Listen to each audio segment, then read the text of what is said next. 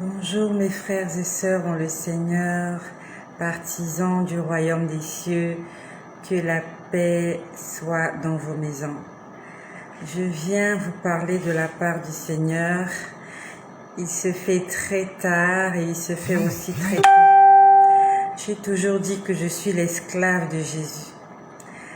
Le Seigneur était en train de me parler d'une sœur qui m'a contactée et qui a eu une proposition de mariage. Je vais l'appeler la sœur Ro. La sœur Ro, je vais te donner un nom, on va t'appeler Rose. On va t'appeler Rose, ma sœur Rose. Tu m'as écrit et tu m'as dit qu'il y avait, tu avais un prétendant au mariage et tu voulais avoir la directive du Seigneur concernant cette personne. Son prénom commence par M et se termine par N. Son prénom commence par M-A et se termine par N. Le Seigneur a répondu à ma sœur Rose. J'étais là en train de prier. Nous sommes actuellement le 1er février 2021 par la grâce du Seigneur. Nous avons vu ce jour, plusieurs personnes ne l'ont pas vu, mais nous l'avons vu. Quand je suis montée au lit, il était 23h et quelques.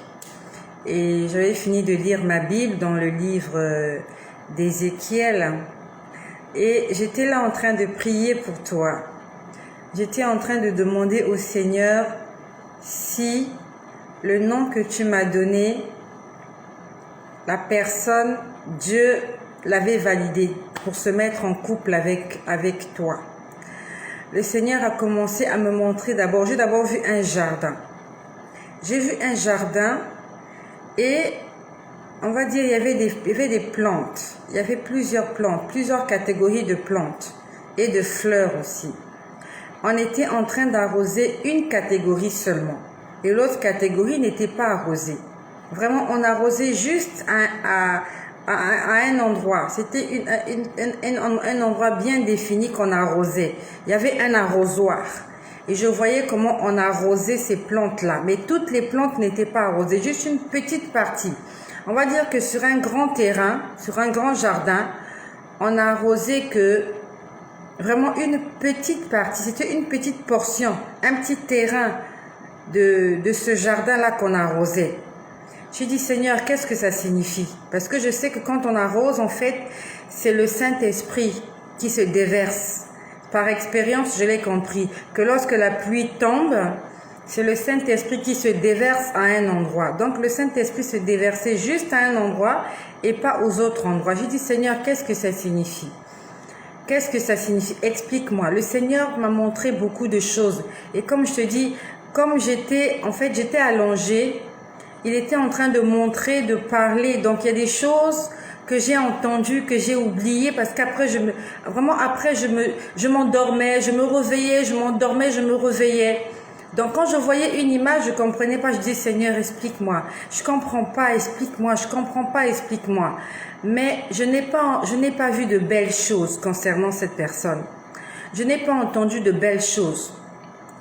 Après, j'ai vu une voie goudronnée. Et sur cette voie goudronnée, il y avait des véhicules qui passaient. Et j'ai vu un enfant. On va dire qu'il y avait 3 personnes. Il y avait une dame, je peux l'appeler la maman. La maman avait 2 enfants, 2 petits-enfants. Donc cette maman avait un enfant, on va dire un enfant de 2 ans et un bébé. Et l'enfant de 2 ans, ça va supposer, ça va être, en fait, c'est une image un peu rare, c'est pas évident de voir un enfant de 2 ans porter un bébé. Mais vraiment, j'ai vu une maman avec 2 enfants. Et les enfants qu'elle avait, l'un pouvait avoir 2 ans et l'autre était un bébé. Et donc, l'enfant de 2 ans porte le bébé, un nouveau-né, et il s'apprêtait à traverser l'avenue. Et la maman est vite venue, vraiment au moment où les enfants s'apprêtaient à traverser. Donc l'enfant de 2 ans avait le bébé dans ses bras.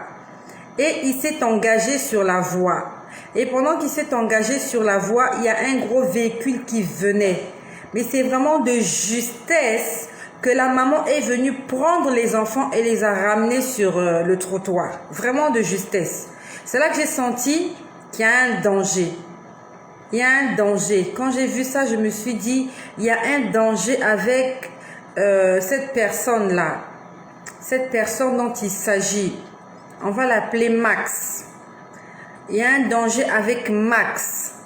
Je parle à ma sœur Rose qui m'a écrit. Il y a un danger avec Max. Max n'est pas arrosé. J'ai vu des plantes être arrosées, mais certaines n'étaient pas arrosées. Et j'ai vu l'accident qui a failli se faire.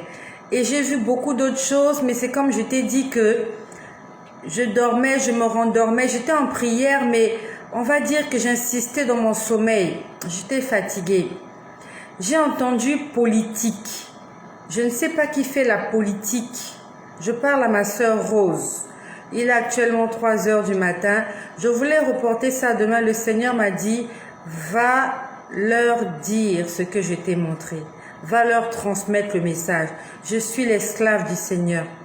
Il est exactement 3h07 du matin et nous sommes le 1er février 2021.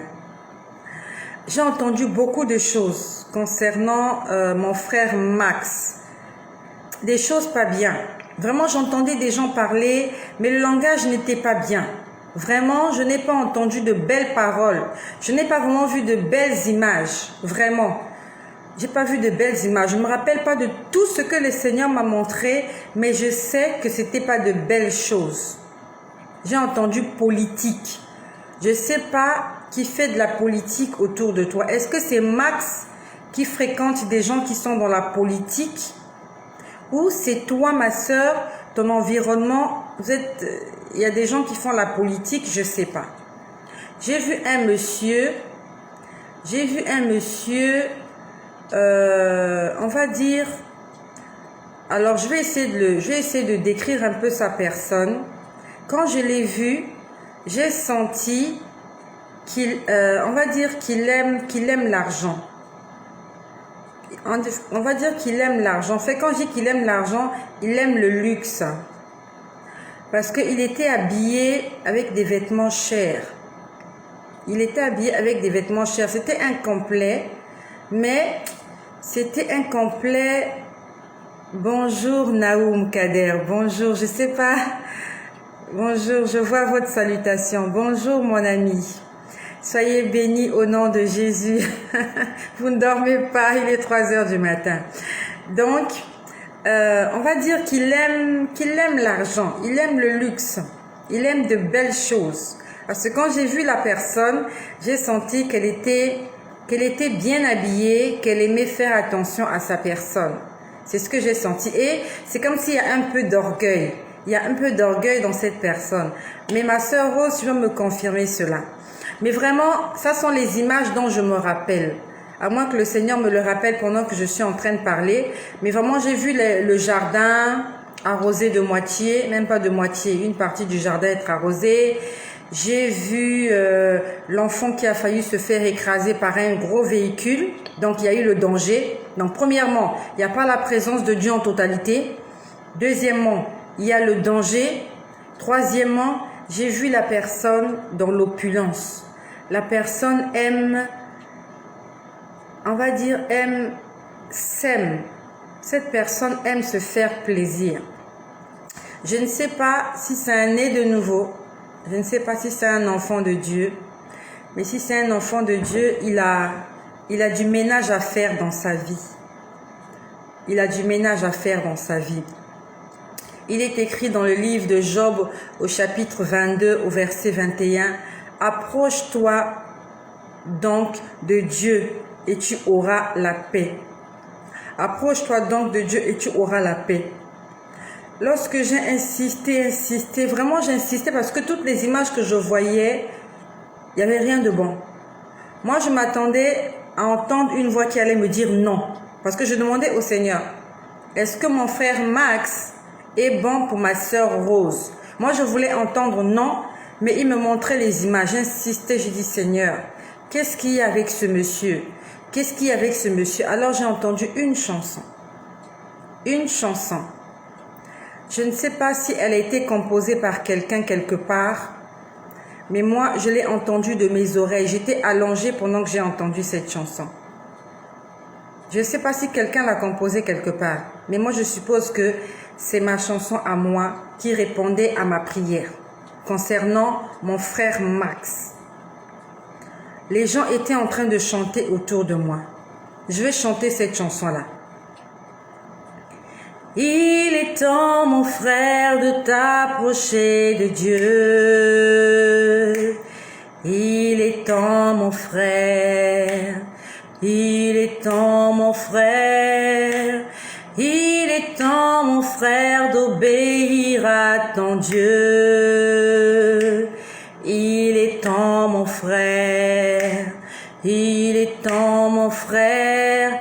C'est la chanson que j'entendais audiblement. Dans ma chambre, il y a une télé. La télé était éteinte. Dans ma chambre, je n'ai pas de radio. Dans ma chambre, je n'ai pas de chaîne musicale. Mais il y avait des gens autour de moi en train de chanter cette chanson. Il est temps, mon frère, d'obéir à ton Dieu. Il est temps, mon frère. Il est temps, mon frère. Le Seigneur est en train de dire à ce frère, et non seulement à ce frère, à plusieurs autres frères qui ne sont pas en bon terme avec le Seigneur. Il est temps, mon frère, de t'approcher de Dieu. Il est temps, mon frère, d'obéir à ton Dieu. Dans le livre de Jacques au chapitre 4, au verset 8, il est écrit « Approchez-vous de Dieu et il s'approchera de vous. » Approchez-vous de Dieu et il s'approchera de vous. Dieu ne parle pas seulement à ce frère, mais il parle aussi à une sœur. À une sœur qui est loin de son Dieu. À une sœur qui a besoin de Dieu dans sa vie. Cette chanson, je vais encore la chanter. Je vais la chanter et je t'invite à la chanter avec moi. Le Seigneur a besoin que ses enfants s'approchent de lui. Le Seigneur a besoin que sa créature s'approche de lui. Lorsque Dieu a créé Adam et Ève, c'était pour qu'Adam et Ève soient les amis du Seigneur. La Bible nous dit dans le livre de Genèse que le soir, le Seigneur passait et venait discuter, venait causer avec eux. Il était proche d'eux. Il était leur Dieu, il était leur Père, il était leur Créateur. Mais quand l'homme a péché, l'homme s'est caché. La Bible dit que le soir, quand le Seigneur est parti, quand le Seigneur est passé, quand Dieu est passé, Adam et Ève se cachaient, ils s'étaient cachés. Et Dieu a dit, pourquoi vous cachez? Pourquoi vous cachez-vous? À ce moment-là, ils ont dit, c'est parce que nous sommes nus. Le péché te cache de Dieu. Le péché t'éloigne de la présence de Dieu. Dieu est en train de patrouiller. Il est en train de circuler dans les ruelles. Il cherche ses enfants. Mais ses enfants se cachent dans le péché. Ils se cachent dans les arbres parce qu'ils ont commis l'iniquité. Il est temps, mon frère, de s'approcher de Dieu. Il est temps, mon frère. Il est temps, ma sœur. Il est temps, mon frère, d'obéir à ton Dieu. Il est temps, ma sœur. Il est temps, ma sœur.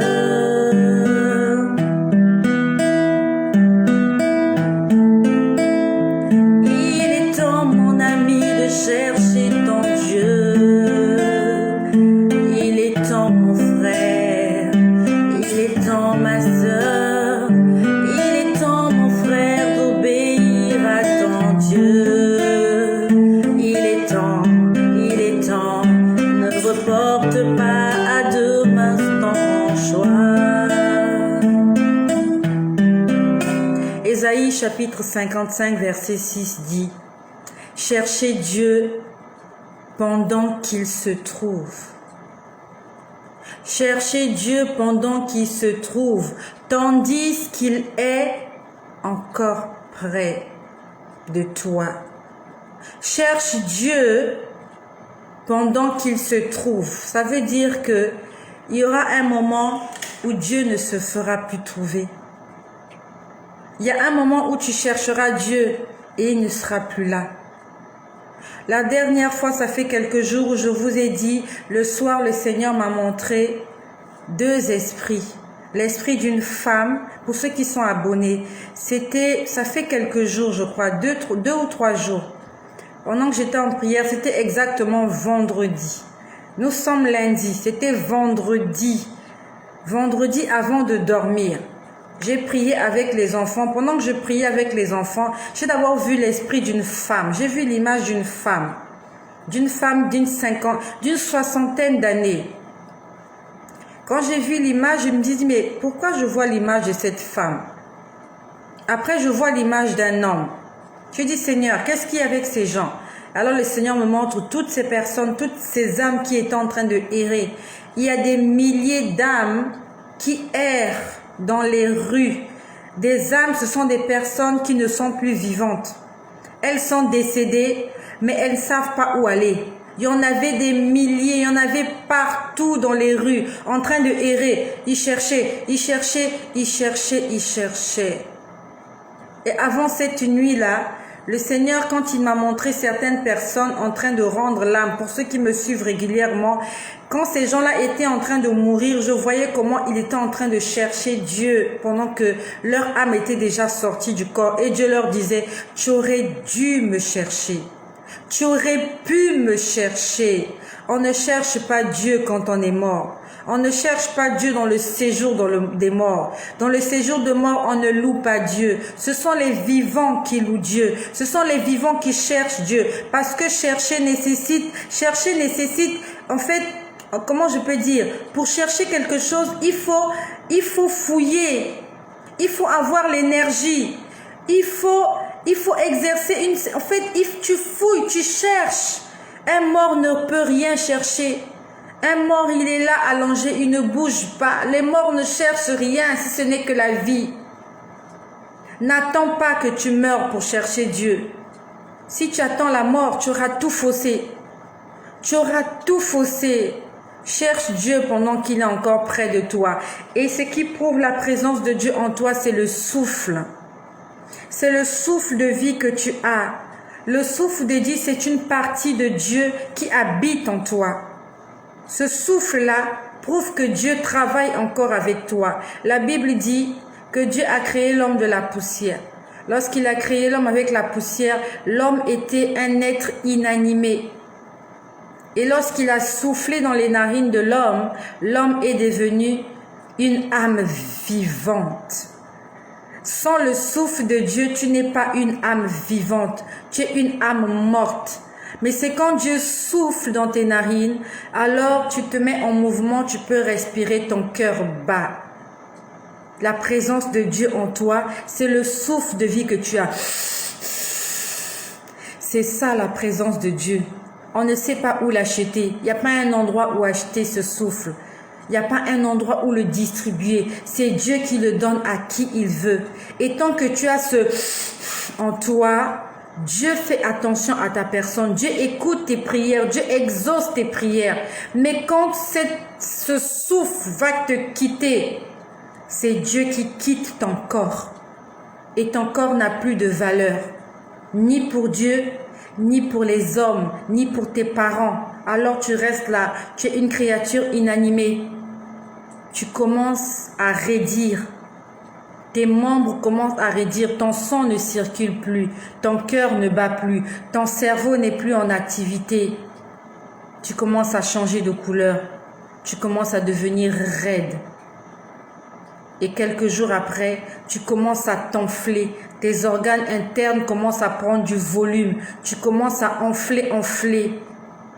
Parce qu'il n'y a plus la vie en toi. Et il faut qu'on aille t'enterrer. Sinon, tu deviens un danger pour ceux qui sont autour de toi. Cherche le Seigneur pendant qu'il est encore temps. Les morts ne prient pas. Ce sont les vivants qui prient. Un mort ne va pas au restaurant. Un mort ne va pas à l'école. Un mort ne va pas au travail. Un mort ne va pas faire ses courses. Un mort ne va pas à l'église. Un mort ne prie pas. Un mort ne chante pas. Tous ces verbes conjugués, nous pouvons le faire de notre vivant. Lorsque nous sommes morts, il n'y a plus rien à faire pour nous. La religion nous a trompés.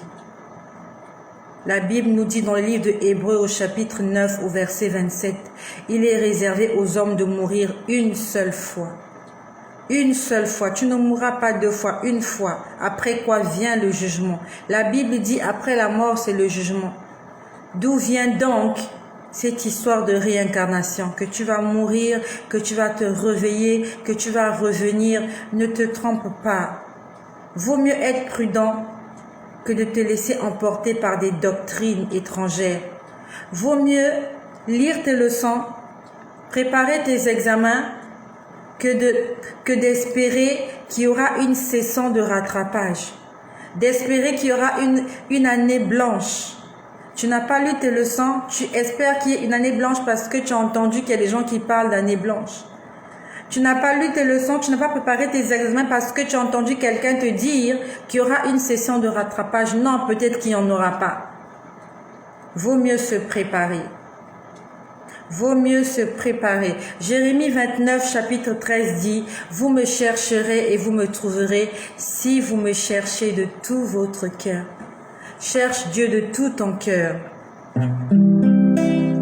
Il est temps, mon frère, de t'approcher de Dieu. Il est temps, mon frère. Il est temps, mon frère.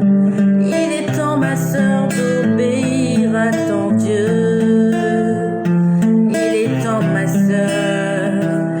Il est temps, ma sœur, Dieu ne ment jamais.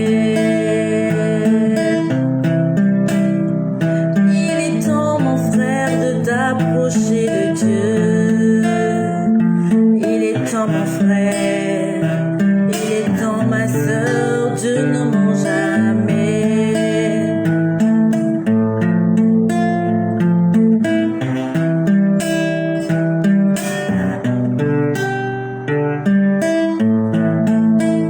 Ecclésiaste chapitre 8 verset 8 dit: L'homme n'est pas maître de son souffle pour le retenir.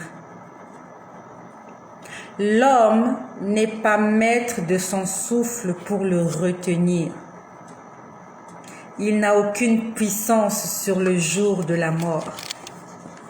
Qui que tu sois, quoi que tu sois, où que tu sois, tu n'as aucun pouvoir sur le souffle de vie. Tu n'as aucun pouvoir de le retenir. Quand Dieu viendra te retirer ce souffle, quand ton cœur cessera de battre, comment pourras-tu empêcher ton cœur de cesser de battre? Lorsque tu seras heurté par ce véhicule et que tu seras projeté de l'autre côté de la rue, ton corps va tomber sur une pierre ou sur du sable. Il y aura un traumatisme crânien ou alors une hémorragie interne. Ton âme va quitter ton corps. Comment feras-tu pour ne pas quitter ton corps? Comment feras-tu pour retenir le souffle de vie pendant que Dieu sera en train de te retirer le souffle? Est-ce que tu pourras être en mesure de dire non, Dieu, ne le prends pas? Est-ce que tu seras en mesure de le faire? Ecclésiaste 8, verset 8 dit: Il n'a aucune puissance sur le jour de la mort. L'homme n'a aucune puissance sur le jour de la mort. Il y a des hommes riches qui sont morts. Il y a des chefs d'État qui sont morts. Baignés dans l'argent, baignés dans l'aisance, baignés dans l'opulence. baignaient dans le luxe, baignaient dans les billets de banque. Mais quand la mort s'est présentée, ils n'ont pas pu lutter contre la mort. Et même s'ils ont lutté, la mort a gagné. Seul Dieu est au-dessus de la mort. Si aujourd'hui, Dieu te retirait le souffle qu'il a mis en toi, est-ce que le royaume des cieux t'est ouvert? Ou alors, ce sont les abîmes qui te seront ouvertes? Il est temps, mon frère, de t'approcher de Dieu. Il est temps, mon frère. Il est temps, mon frère. Il est temps, ma sœur, d'obéir à ton Dieu. Il est temps, ma sœur. Il est temps, ma sœur. Dieu ne ment jamais. Il ne ment jamais. Il est là, il te parle. C'est parce qu'il t'aime. Il veut de toi. Dieu ne ment jamais. Jamais. Il ne ment jamais. Il est temps. Ne reporte pas demain ce que tu peux faire. Tu peux le faire. Aujourd'hui, tu peux le faire.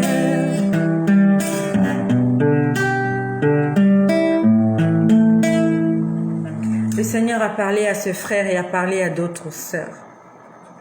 Et à toi, ma sœur Rose, le Seigneur n'a pas validé ce monsieur. Continue à prier le Seigneur qu'il t'amène la bonne personne. Cette personne-là qu'il a choisie pour toi. Combien de sœurs se sont retrouvées dans des mariages avec des gens qu'il ne fallait pas parce qu'ils n'avaient pas demandé la direction de Dieu. Demande la direction de Dieu avant de t'engager dans une entreprise, avant de t'engager dans le mariage. Cet homme n'est pas un homme de Dieu. Il va peut-être te laisser aller vers une autre femme. Qu'est-ce que cette femme va vivre? Qu'est-ce qu'elle va lui offrir? Il est dans quoi cet homme? Qu'est-ce qu'il fait avec ces politiques là? J'ai entendu politique. Qu'est-ce qu'il fait avec les politiques? Politique. J'ai entendu politique. On sait que dans politique, il y a aussi du mensonge. Parce que la majorité des politiciens, ils disent pas la vérité. Ils promettent, ils ne réalisent pas. Il va te promettre des choses, tu vas te donner à lui et à la fin, tu vas regretter. Sois bénie, ma sœur. Ne pleure pas, c'est le Seigneur qui t'aime, c'est pour ça qu'il t'a averti du danger. Et toi, ma sœur, tu as la recherche, continue à invoquer le nom du Seigneur, à demander au Seigneur de te guider. Et peut-être toi qui m'écoutes, peut-être que tu es tombé sur la mauvaise personne. Ce n'est pas trop tard. Dieu est un Dieu de miracles. Dieu change les cœurs. La Bible nous dit qu'il c'est lui qui tient les cœurs des rois dans sa main et il les incline comme il veut. Peut-être ton partenaire te fait souffrir. Prie pour lui, prie pour elle. Le Seigneur peut le changer, le Seigneur peut la changer. Et le Seigneur va le changer, le Seigneur va la changer. Si c'est ton mari, si c'est ta femme. Mais si vous n'êtes pas marié, alors déjà vous vivez dans le péché. Si vous n'avez pas versé la dot, si vous ne vous êtes pas présenté devant l'officier d'état civil, je suis désolée, vous ne vivez pas en conformité avec les commandements de Dieu. Il faudrait mettre de l'ordre dans vos vies. Toi, monsieur, tu vis avec cette femme. Même si vous avez eu des enfants, tu ne l'as pas épousée.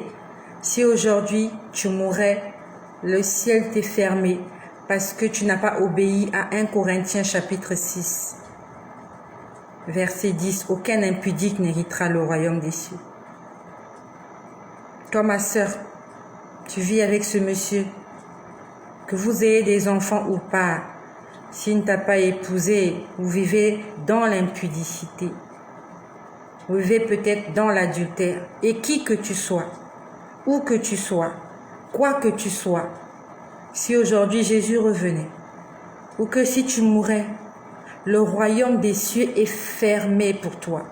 Quel que soit le montant que tu donnes à l'église comme offrande, comme sacrifice, les dîmes, tu aides les orphelins, c'est pas mauvais, mais tu vis dans le péché. La Bible dit aucun injuste n'héritera le royaume des cieux. Aucun, qui que tu sois, qu'importe ce que tu fais, si tu vis dans l'injustice, si tu vis dans le péché, tu n'hériteras pas le royaume des cieux. Que le Seigneur qui a commencé cette œuvre dans nos vies la continue et l'achève sûrement. Soyez bénis chez vous et que le nom de